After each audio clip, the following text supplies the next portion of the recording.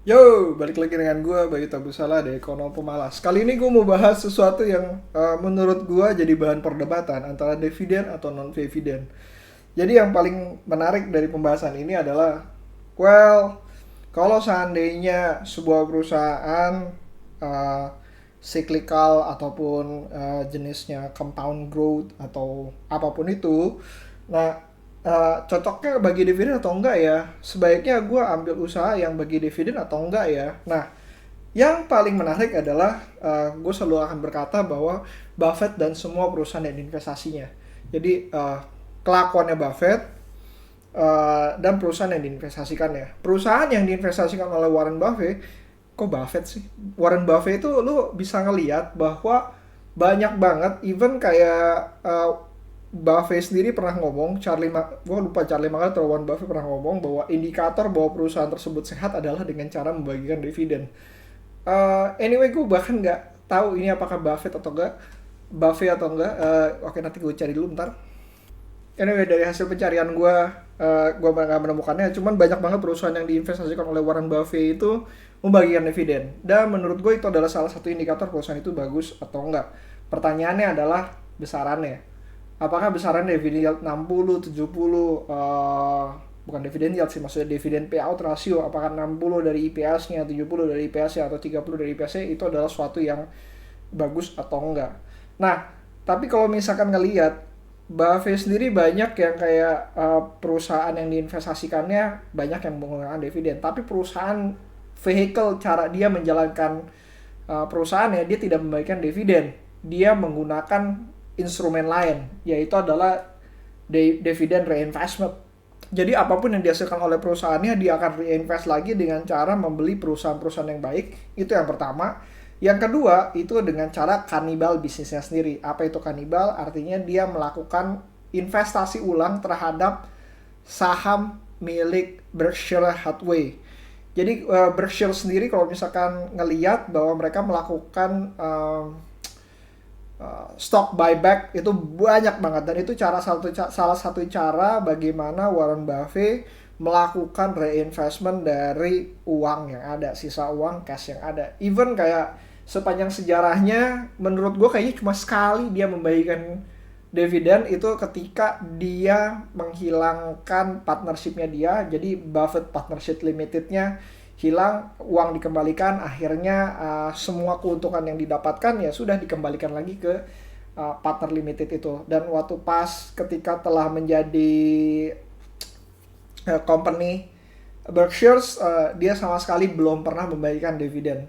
Gue nggak tahu apakah dia pernah bagikan dividen atau enggak, tapi katanya sejarahnya kalau misalnya gue lihat sih kayaknya nggak ada ya. Cuman sejarahnya yang lucunya dia bilang ada satu waktu di mana Berkshire melakukan dividen, saat itu gue lagi di toilet gitu, dia ngomong seperti itu. Anyway, yang paling yang setelah ini kita bisa ngelihat bahwa dua model yang berbeda bisa menghasilkan sebuah saham yang incrementally very very good, jadi bagus banget dan hasilnya juga cukup baik.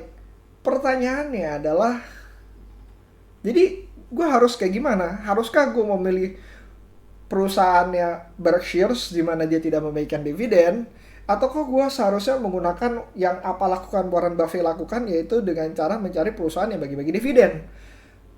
Gue akan kembalikan lagi kepada diri kalian.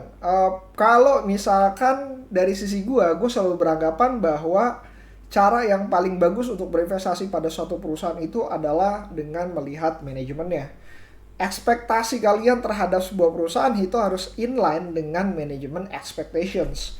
Kalau kalian belajar finance behavioral dan bisa menerapkannya, yang gua rasa bakalan sangat-sangat sulit sekali untuk menerapkan hal tersebut.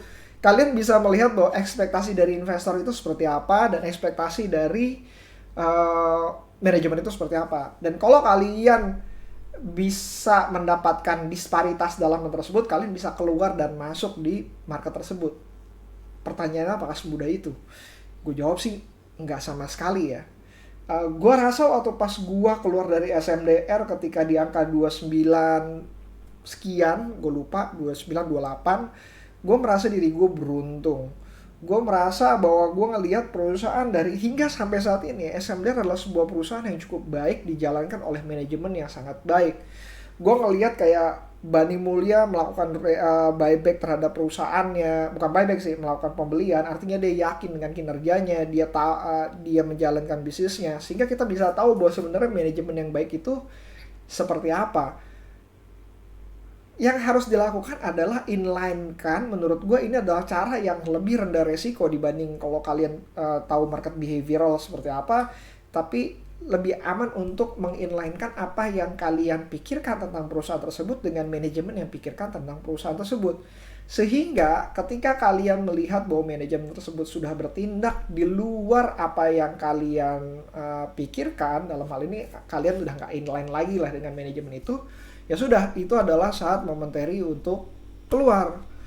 Nah, mengenai besaran dividen kayak bagaimana dan segala macam, ya balik lagi, apakah kalian mengerti dan memahami apa yang manajemen lakukan? Kalau kalian memahami dengan apa yang manajemen lakukan dan kalian setuju dengan manajemen lakukan, go for it. Dividen it's not the the ultimate goal dari investment itu sendiri. Kalian bisa dapat dari capital gain, bisa dapat dari share stock buyback, atau bisa dapat dari yang namanya kalau misalkan perusahaan itu diakuisisi, kayak dalam contoh kasus Petrosi, Ades dan segala macam, ya kalian bisa keluar exit dengan cara seperti itu.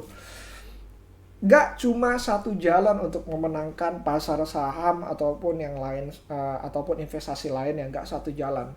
Kalian bisa mendapatkan cara-cara yang berbeda pula. Dengan caranya kalian menginlinekan dengan ekspektasi dari manajemen, kalian bisa tahu bahwa perusahaan ini akan cukup baik. Pertanyaan kedua adalah poin kedua yang pengen gue tekankan adalah sebenarnya bukan besaran dividen yield ataupun bagaimana cara perusahaan itu membagikan dividen ya. Penekanan kedua itu adalah kalian gak sejalan dengan manajemen tersebut, punya pikiran sendiri, punya ekspektasi sendiri, dan punya hal sendiri, itu yang menyebabkan saham itu jatuh. Dan ketika saham itu jatuh, kalian menyalahkan bahwa manajemen tidak mendengarkan dari sisi investor ya. Padahal sebenarnya terbalik. Investornya justru yang harus mendengarkan dari manajemennya itu harus seperti apa gitu. Manajemen ini lebih tahu dibanding daripada investor bagaimana cara proses menjalankan bisnis dan mengembangkan perusahaannya kalau manajemennya baik, dibandingkan daripada investor yang hanya sekedar berinvestasi. Dan teman gue pernah berkata, shout out to him, dia bilang katanya nanti di surga, surganya para investor itu kecil banget karena added value-nya sangat-sangat rendah. Added value-nya dari investor adalah menginvestasikan uang tersebut ke tempat-tempat yang bagus. Sedangkan yang menjalankan mimpi, memperoleh hasil dan segala macam itu adalah dari sisi manajemennya. Jadi kalau misalkan kalian cuma bisa berinvestasi tanpa bisa menjalankan bisnis, ya bisa dikatakan sangat sulit untuk bisa dibilang bahwa manajemen bisa harus mendengarkan dari sisi investor itu sendiri. Kekecewaan gue rasa bakalan datang kalau misalkan kalian tidak inline terhadap keputusan dari manajemen tersebut. Tapi apakah itu menyebabkan manajemen tersebut buruk? Ya gila aja loh. Perusahaan dibangun 20 tahun cuma gara-gara gak bagi dividen atau dividennya lebih kecil dibanding apa yang kalian inginkan. Terus mencap perusahaan itu buruk karena manajemennya tidak mendengarkan apa kata investor. Nah, artinya sebenarnya siapa yang merugikan siapa sih sebenarnya? Bisa jadi sebenarnya keinginan dari investor ini merugikan dari sisi perusahaan. Padahal perusahaan tahu apa yang mereka harus lakukan untuk terus berjalan, mungkin gak cuma sekedar 5, 6, 7 tahun, mungkin hingga ratusan tahun mendatang. Nah, apakah kalian tahu ekspektasi dari manajemen dan sudahkah kalian inline dengan keputusan ataupun ekspektasi dari manajemen tersebut? Sekian dari gua. Kalau ada mau diskusi, sekarang gua ada YouTube, baru upload mungkin 11 video yang lama dalam 1 tahun terakhir. Gua bakalan ngeliat. Kalau misalkan emang mau diskusi di kolom komentar, silakan. Gua dengan senang hati juga untuk di sana. Dan kalau misalkan kalian mau diskusi via DM Instagram juga boleh di @bayutabusala. Dan kalau misalkan berikutnya lagi mau lebih private, via email gue juga boleh di bayutabusol@gmail.com. See you again next time. Bye.